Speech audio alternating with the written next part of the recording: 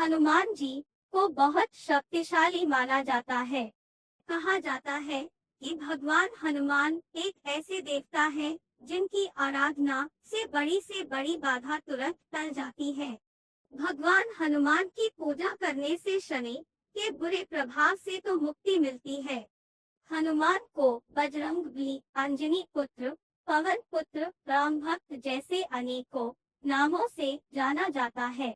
लेकिन क्या आप जानते हैं कि मारुति नंदन का नाम हनुमान कैसे पड़ा?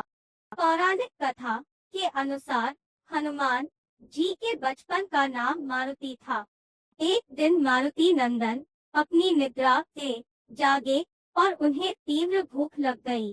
उन्होंने पास के एक वृक्ष पर लाल पका फल देखा, जिसे खाने के लिए वे निकल पड़े। दरअसल मारुति जिसे लाल पका फल समझ रहे थे, वे सूर्य देव थे।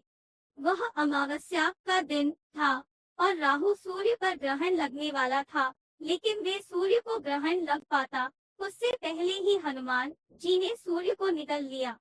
राहु कुछ समझ नहीं पाए कि हो क्या रहा है। उन्होंने इंद्र से सहायता मांगी। इंद्रदेव के बार बार आग्रह करने पर जब हनुमान जी ने सूर्य देव को मुक्त नहीं किया तो इंद्र ने वज्र से उनके मुख पर प्रहार किया, जिससे सूर्य देव मुक्त हुए।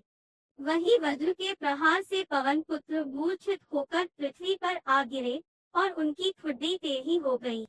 जब पवन देवता को इस बात की जानकारी हुई तो वे बहुत क्रोधित हुए।